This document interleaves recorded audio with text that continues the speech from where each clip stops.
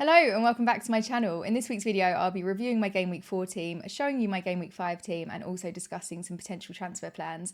I may be activating my bench boost, so please do let me know in the comments whether or not you think I should activate it this game week.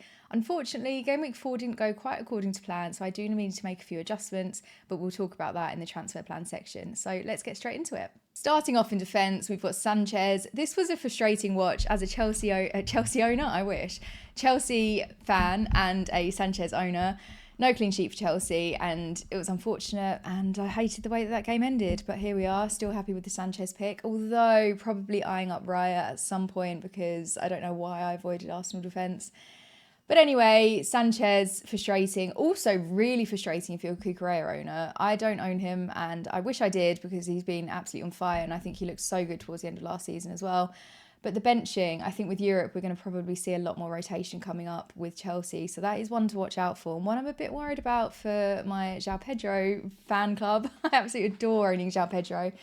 But we're not talking about forwards, we're talking about defenders. So back to Sanchez, 2 points, that's that. Then we've got Porro. I'm in such a different position with him this season compared to last season. Last season, I kept on toying with the idea of transferring him out. There were other fires to put out, so he kind of just stayed in my team for a lot longer than expected. This season, I don't want him to go anywhere. Spurs are a completely different beast. I think they're looking so strong, really impressive. Porro is very much set and forget in the team. We'll be starting him probably every single game week. He got 6 points this week, thanks to Spurs absolutely thrashing West Ham. And where was that thrashing when Forest were playing West Ham? Because I was expecting a huge Chris Wood haul that game week, which did not come. So not over that, but we will move on. I'm really jealous of Van de Ven owners because they managed to get a huge haul. I think it was about 14 points, thanks to him scoring a goal as well. Bit gutted. He is obviously a lot more cheaper than Porro, but I still think longer term Porro is the better option, and I'm sure he has got a haul in him soon. Then we've got Vandenberg. Now, this is my fun player. He's really cheap. You don't expect too much from him. Super low ownership. And I was really torn between Vandenberg and Rodon. And it was actually that fun element that kind of twisted it for me. I thought Vandenberg and Rodon would both concede, which they both did. Unfortunately, Rodon would have been the better pick. But because I followed my gut on it, I think I'm quite happy. Well, I'm not happy. Obviously, I'd rather Rodon was there. But I'm not beating myself up about it too much. I also thought that Vandenberg was going to get his 4th consecutive DEFCON against Chelsea. He is absolute DEFCON monster. So this is the first game week so far this season that he hasn't managed to pick up those points. So no DEFCON, 2 goals conceded, only came away with 1 point. But again, I'm happy with the decision behind that. And there's not too much in it. It's only 3 points. But if I'm off a decent finish next season by 3 points, I mean, last season I was off a decent finish by about 50 points. So I probably won't come down to that. But that's something to hold over me for a while. No, I'm pleased with Vandenberg. Glad he's in my team. And again, even when I wildcard, I'll probably keep him in there because I just think he's such a good asset for his price point, and I'm surprised his ownership isn't going up higher. And then we have got Munoz. He was my transfer in for the game week. I took out Estev. Now, as it happened, there wasn't actually that much in it. I think Estev came away with 4 points. Munoz came away with 5. Unfortunately, he did get a yellow card, which meant that he got 5 points rather than 6. The Sunderland fixture was one that I had really, really hyped up in my mind for Palace, and I considered actually taking a hit to bring in Mateta. Glad I didn't do that. I'm trying to remain patient this season because so far the 2 transfers I've taken out have both scored and their replacements have not. So I think the less is more at the start of the season. I would not have predicted Palace Sunderland to be 0-0, but the promoted sides are showing a really, really strong defensive approach. So I think maybe that is something to reconsider now, where I keep on targeting the promoted sides. It might not be the way to go. But broadly happy with my defence. At least I managed to get 2 clean sheets in there. Could have been a lot better. I didn't have Anderson. He had a massive haul. Touched on Van de Ven also having a huge haul. No clean sheet for my keeper. But I think give it time. This team can do well defensively. We have seen that in previous game weeks. Then moving on to my midfielders. Gakpo, I think it was really unfortunate for him to not come away with anything. He took 5 shots in total. I'm still pleased with this transfer as he's Liverpool's leading player for shots and shots in the box. He's leading with a total of 11 shots, and that is more than double that Salah has because he's got 5. So the Gakpo one, I think it was risky bringing him in before Isak was confirmed to be signing for Liverpool. And to be honest, I didn't think that was going to go ahead. So that's one of the reasons that I brought him in earlier. With hindsight, probably would have waited, but I still think there is a potential that I might transfer out Salah in the next couple of game weeks. And I would like to have a Liverpool attacker. I'm not quite ready to go for Isak, a bit worried about Katike. I really do like Gakpo as a player. So Probably not the best idea to transfer him in, but at the time I was faced with Pum being injured, who's now back and scored, but whatever. So I think, again, another wait and see. Maybe on the wild card I might have to shake things up, but for now I'm feeling okay about him. And then Salah, just the jammiest player ever this season. This is why you need a 90-minute man, because he is on the pitch right towards the end, and that's where he seems to be scoring all of his goals. Managed to get a penalty this game week in injury time. I just don't think you get any luckier. When people talk about FPL being skill versus luck, yes, there's a skill in going for the 90-minute man that's on penalties. That's fine. But I mean, how lucky to get a penalty so last minute. It's like Fernandez a couple of game weeks ago when I didn't own him. And I'm going to put that down to unluckiness rather than poor judgment. It was really poor judgment. Should have bought in Fernandez. But the positive thing with Salah is that he will be playing every minute. So he is on the pitch for these late goals. Burnley did impress me defensively, and I was worried about Salah's performance. Despite Liverpool having 27 shots in total, Salah registered no open play shots and created just one chance. Not what you want from an asset that is so expensive. And then when you compare that to Haaland, feels like a no-brainer where the transfer is going to go. Reinders, this was a really disappointing black, especially as I did watch most of the game and I thought he was going to score. At one point I thought he did score and I was really excited. Unfortunately, it was not him. But on the positives, he played another full 90 minutes, which is good. So again, at least we've got those players that are getting minutes in. Rodgers, I don't even want to talk about. Double Villa attack this season. What was I thinking? Where is the pre-season form, Villa? It's just completely gone. No goals at all this season. Villa in total in that game generated 0.41 XG. There's some issues there. I don't know whether they're going to be able to pull it out the bag this game week and then just get... They did score midweek, so maybe that's a good sign in the EFL that they're going to be able to bring that to the Premier League. Not feeling fully confident about that though. And then Josh King, probably the biggest disappointment of the game week. I was so excited for this fixture. I was so excited to play him this game week. After his goal against Chelsea was ruled out by VAR the previous game week, I thought he was definitely going to score in this home fixture against Leeds. Unfortunately not. And to make things worse, he was subbed off at 60 minutes.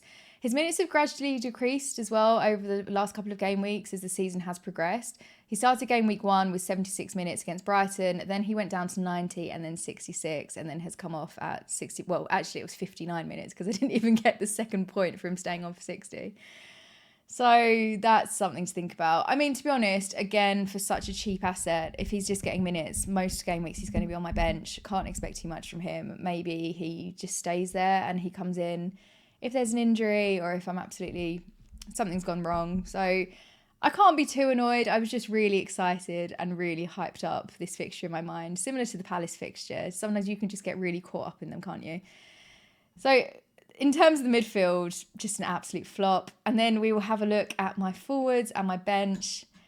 Oh, thank goodness for João Pedro. I'm so happy I have him on my team. One thing that does dampen it a little bit is the fact that his ownership is so high that anything he does doesn't really benefit me. But I can celebrate him as a Chelsea fan. I just think he's absolutely great. Such a good addition to the squad. And that's all I have to say, really. Provided an assist, picked up 2 bonus points, came away with 7. He was my vice-captain for the game week. I think I might have to start considering him for captaincy a bit more. The temptation to captain him this week against Man U is strong. Probably won't do it because I don't want to risk anything or Salah going mad, but we'll get to that in the team selection, so calm yourselves. And then Villa. So, as I said, they did score in their EFL Cup fixture on Tuesday against Brentford. It wasn't Watkins, it wasn't Rodgers. Doesn't really help me out that much with my team. But maybe their goalless drought can come to an end now and then we'll move on. In terms of the bench, not too much to say. Dubravka 3 points, Rodon the 4 points. It's annoying, but it could have been worse. He was on for a 9-pointer and I would have kicked myself. But thankfully, to the Goodmanson late own goal, he managed to can wipe out that clean sheet, which I think is really amusing. Not good if you started Goodmanson, of course. But he did secure DEFCON points and he had a bonus point, so we got 4 points in total. Grateful to Goodmanson for making sure that wasn't any higher. Chris Wood, I benched him because he was returning from international duty and I thought there is no chance he's going to be starting this game under Postecoglou. Turns out he did start. Thankfully, he was playing Arsenal and nothing happened. He got 1 point. So I originally viewed this Chris Wood starting as a positive and I convinced myself that meant that Postecoglou really liked him as a striker, even though you wouldn't necessarily say he's the kind of striker that Ange would necessarily gravitate towards. But unfortunately, there was a quote from Postecoglou and he said that he didn't want to make too many changes ahead of the lineup in such a tricky fixture. playing Arsenal, not having too much time with the team, people are returning from international duty. It's probably not the best opening fixture to have when you've just taken over a club that performed so well last season. So that's annoying, and I think maybe we will see some more rotation. I'm hoping it's not in game week 5, but it could be. He was also pulled off at 59 minutes, which isn't a great sign. It could be to do with the fact that he was absolutely knackered after coming back from his international duty, but that's one to watch, one to monitor, but probably this season Chris Wood is not a long-term hold.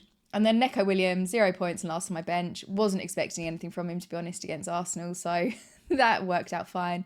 Now we will have a look at my team selection. So I'm definitely going to be rolling my transfer this game week. I've only got one free transfer. I have 2.8 million in the bank, which is good. And I may be using my bench boost, but I'm not sure yet. So do let me know in the comments if you think it's worth it.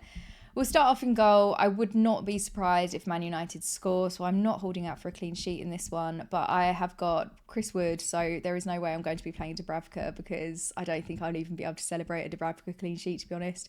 So Sanchez is starting in goal. I'll be hoping for some save points, probably. And then defence, we have got Porro playing Brighton away, and I actually think Brighton might win this one. I know that's an unpopular opinion because Brighton are a weird team. They just have a knack for stepping up against bigger teams. And yes, I'm putting Spurs in the bigger teams category because this season they look like a team to mess with. So I don't know whether I'm going to get a clean sheet from Porro in this one. But like I said, Brighton, I mean, they beat City 2-1 a couple of game weeks ago. So they definitely do have it in them. Plus, they're playing at home. We'll see how Porro gets on. If he can get an assist of some sort of attacking return, that would be great. And some DEFCON, throw it all in. We don't have to rely just on the clean sheets now.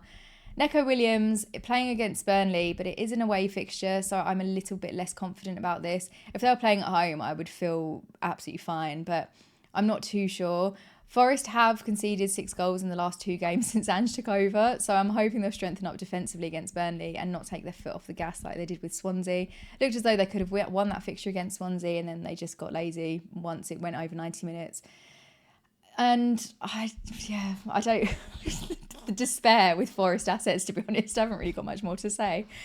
Then we have got Munoz. It's an absolute no-brainer for me. Playing West Ham. West Ham are struggling big time this season, and Munoz has also got that attacking threat. So that is my transfer that I made last week. Feeling good, feeling confident, clean sheets, attacking potential. There isn't much to dislike there. Then I am playing Rodon at the back. It's my first time, I think, this season playing a back 4. But we've just seen clean sheets galore. Last week was actually a bit boring because there were so many clean sheets. So I am playing Rodon as it stands. Leeds look like they're going to be playing very defensively rather than trying to score a bunch of goals this season. Or in Goodmanson's case, doing both with his own goal that he got last week. So I wouldn't be surprised if they came away from Wolves with a clean sheet, and Wolves have been struggling big time this season, so they're not looking very attacking. The one concern maybe is that Strand Larsen is back from his injury, but I'm hoping he eases his way back in and he's not full of that attacking spirit.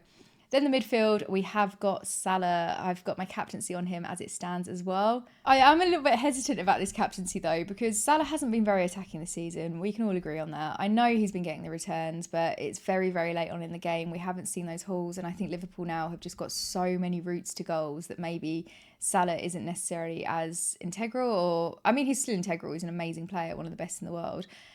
But there is that concern now that Liverpool aren't really relying on him as heavily for goals and returns, whereas last season it was very much everything was worked through Salah. And good on them, because I think give other people a chance. Get Isak in there, get Gakpo in there, Lowe's, Ekatike, Vitz. It would be good to see something from him.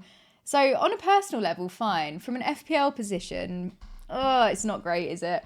So I have got the captaincy on him. It's also the early kickoff, but it's the Merseyside derby, so surely that's going to be a lively one. And Salah loves scoring. He loves it. Bring it back. He'll love scoring against Everton. So the captaincy's on him.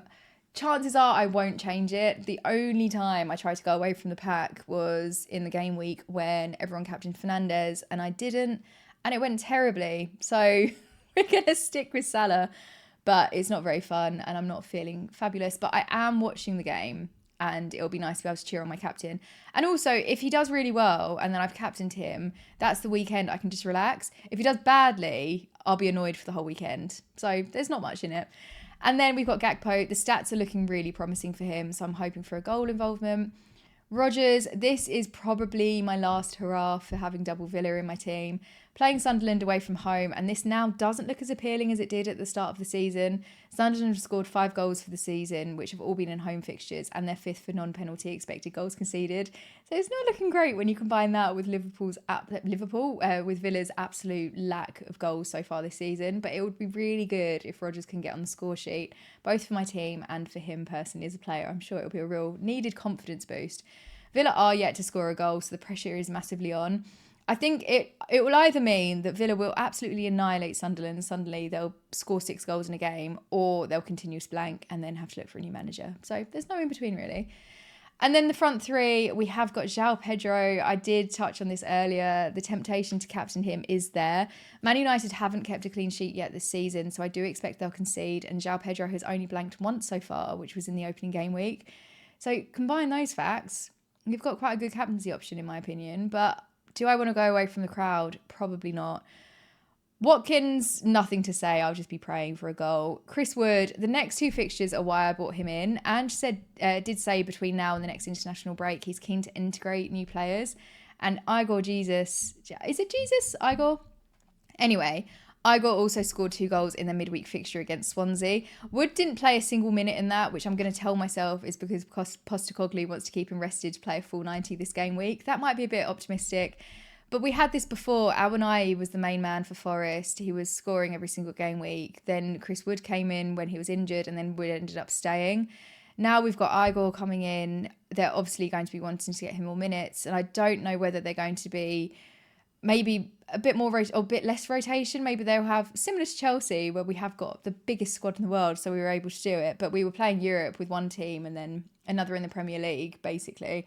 So I do wonder whether Forest might do something like that. So maybe Igor will do European games and then Chris Wood in Premier League. I'm not sure. I don't see Wood gelling very well with Postecoglou, and his approach of just being in the right place at the right time rather than running about like a madman, I don't think will fit in too well with Ange, but we will see. It's annoying because I did bring in Chris Wood for the next 2 fixtures, back-to-back promoted teams, but the promoted team seems to be really solid defensively, and I didn't predict that at all, did I? There are no whipping boys, it appears, this season. Although there are, but they've been in the Premier League for years. So maybe Wolves is the one to target. But anyway, on to the bench. We've got... so now I can talk to you about bench boost. Do I bench boost? Because Dubravka, Forest at home, I know I spoke about not wanting to play him, not being able to celebrate a clean sheet, but if it's on a bench boost, it's kind of like, nah, anything's a bonus. Reinders, Arsenal away. I don't like benching him. I think that Arsenal are one of the best defences ever, so it will be really hard to score against them. But surely City are going to hype themselves up for it. Haaland is an absolute mad one at the moment, and I just feel like Haaland goal, Reinders assist. Reinders hasn't scored for a while. Maybe he'll score against Arsenal and the crowd will go wild. Well, the City crowd. Maybe there is some bonus or benefit to playing him. And then we've got Josh King, Brentford at home. Fulham love playing at home. And Josh King is yet to score. But then the fact that he didn't score last game week makes me think maybe this isn't the best. And then Vandenberg, to be honest, he is the reason why I first considered bench boosting, because I don't want to bench him. Playing Fulham away. Now this, you can see there is an issue here because we've got King and Vandenberg. King scores, Vandenberg clean sheet goes. Vandenberg keeps a clean sheet. It means that King's blanked. Is that worth a bench boost? Maybe not. Yesterday I was feeling very strong about the bench boost. Now not so much. So maybe I won't bench boost, but do let me know in the comments whether or not you think it's worth it. The other thing I was considering, actually, we can talk about transfer plans now. So I have written them on this handy piece of paper so I don't babble on too much and forget what I was saying. Now, one of the reasons that I thought maybe I wait for the bench boost is these potential transfer plans. So let me talk you through them, and do bear with me because I'm not great when I'm using Plan FPL because I get all confused. So the first option that I could possibly do is taking out Watkins for game week 6. This is all for game week 6 onwards. And then replacing him, of course, with Erling Haaland. Now you'll see minus 2.6 million in the bank. Not great. Haaland, I'm definitely going to be bringing in. He looks amazing. And non-owners, we are so lucky he didn't score a hat-trick at the weekend. I'm eyeing him up for game week 6 for that Burnley at home fixture. I don't think it's worth taking a hit this week for when City do play Arsenal because, as said, Arsenal really strong defensively, and I think City may be a bit tired after travelling to Napoli last night, Thursday evening. They did win 2-0, which is really good. Haaland also scored. So I think that I am going to wait and see. Not wait and see. I'm not going to bring in Haaland this week. It's not worth taking a hit. If Haaland goes mad against Arsenal and scores a hat-trick, I'll be ruining the day I made this video. But for now, I think it's that Burnley fixture that I want to target him for. Now, in order to afford this, I'm going to have to transfer out someone else. So, unfortunately, well, I've got two options. The first option is to keep Salah and just play it safe, keep him in there. Not sure if that's worth it. We'll see how he gets on against Everton. But from what I've seen so far this season, he's not worth the price tag at all. But I could take out Gakpo. So I've still got a Liverpool attacker there. Take out Gakpo, and then I will replace him with... this is where you have to bear with me because everything flies up. Dewsbury Hall.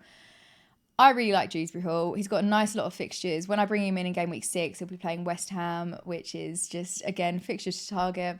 Then going into Palace, Man City not ideal, Spurs probably not too ideal, but I can bench him for a couple of game weeks. So, and also at that price point of 5 million, you don't feel too bad about benching him. Now, the one thing with this is it leaves me with exactly nothing in the bank. So I can only just afford this transfer, which makes me think if I do this transfer and do keep Salah, then I will have to do it early. And I'm not a massive fan of early transfers. So that's one to think about. Alternatively, I take out Watkins. And also, this is all based on the fact that Watkins is going to blank this game week, because if he doesn't, I may have to rejig my plans a little bit, because it would be nice to have him for that Burnley fixture. But I still do Watkins to Haaland, and then we keep Gakpo, but instead we take out Salah, and then we replace Salah with... I've got two options here. So option number one is bringing in Semenyo instead. His penalty taking on Saturday, which boosted him up to a 13-point haul, which is absolutely crazy, has really made him stand out for me now. I'm not sure if he's going to be designated penalty taker, but it's good to know that he is on the radar. Now, Kluivert was on the bench at the time, but Evanilson was still on the pitch. So we can safely assume that Semenyo is one up on... Oh my God, my words. So we can safely assume that Semenyo, and the fact that he scored it as well, is potentially overtaking now Evanilson on whether or not to take penalties. Maybe Kluivert's deputy. We'll think of it like that. But the 13-point haul wasn't his only massive haul of the season so far, because he did have a 15-point haul a couple of game weeks ago. And if I bring him in for this game week, playing Leeds... Now, I know I've been saying about how solid defensively promoted teams are, but I'm still going to live with that dream. But that's a nice run of fixtures afterwards as well. Fulham, Palace, and then Forest. If Forest continue on this downwards trajectory, that's going to be one to aim. So that's the option. I can go for Semenyo. Alternatively, I could go for Grealish, and Grealish I find really fun, and his ownership is so much lower. It's at 21.9%. And that means that I'll be bringing him in for the West Ham fixture at home, and that is another one that I would be really keen to target. Then Palace, Man City, Spurs. So it's a little bit of a mix, but 6.8 million, considering how he's been doing in the last couple of game weeks, I just think it's a really, really good pick, and I'm sure that his ownership will absolutely fly up. And then there's another potential transfer that I could make, and I don't know if I'm fully convinced in this, and it's more to do with the team form rather than the player himself, because he's one of my favourite FPL assets ever.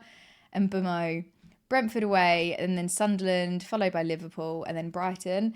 And Mbeumo is just, I think it's a nice way to get a United attacker, because I really don't want Fernandes, which I know is silly. I'm aware he's on penalties. I'm aware he's absolutely nailed. But I'm just not feeling great about it. Now, Mbeumo is actually top for goal attempts with 12 in total. Actually, he's joint with Semenyo for goal attempts. So they're fairly similar. Fairly similar. I mean, Semenyo is probably the safer one to go for, but Mbeumo, 15.6% ownership as well. Leaves me still with 3.8 million in the bank, which brings me to a potential bench boost later on in the season, because I can strengthen my bench when I've got more money in the bank. So that is an option. And then from any of these options, what is really, really nice is if we fly forward to game week 7, I can then upgrade Chris Wood to everyone's new favourite Arsenal striker. Oh, that was disappointing, wasn't it? Gyökeres, who plays West Ham in game week 7, and then Arsenal go on to a really, really nice run. If I put him on the bench, then they have West Ham, Fulham, Palace, Burnley, and it's Arsenal. So, I mean, the one thing that will then be missing is an Arsenal defender in my team. It would be great to have an Arsenal defender. I'm not going to be taking a hit, but maybe getting a defender in for Fulham, and then they'll be set and forget, stay there, probably Raya or Gabriel. But they are the transfer plans. So I think, yeah, I really want to take advantage of Arsenal's fixtures, and all 3 of Gyökeres's goals have actually come at home so far. So that West Ham fixture would be really good to bring him in. Maybe captain, maybe not. Maybe we won't take risks for captaincy.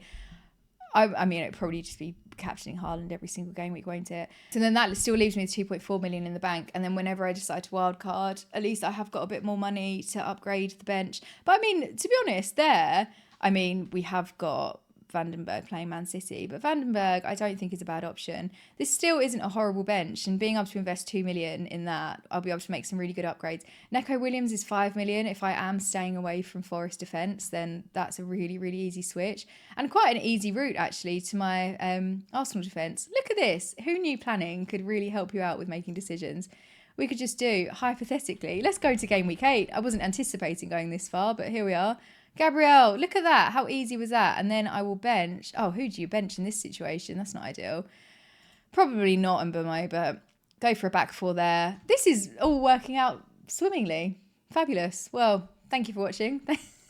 Thanks for assisting me with my future transfer plans. But that is my Game Week 5 team selection. Thank you for joining. Please do subscribe if you're new here. Don't forget to like the video if you enjoyed it. And if you didn't enjoy it, just close your computer down and never click on the channel again. So I'm sorry that you sat through this entire thing if you haven't had a good time. But I will see you over the weekend. Sunday night, Az and I will be streaming, and then my vlog will be out on Monday. So stay tuned for those, and best of luck this game week. Do let me know in the comments whether or not you think it's worth me bench boosting, and I will see you in the next video. Bye guys.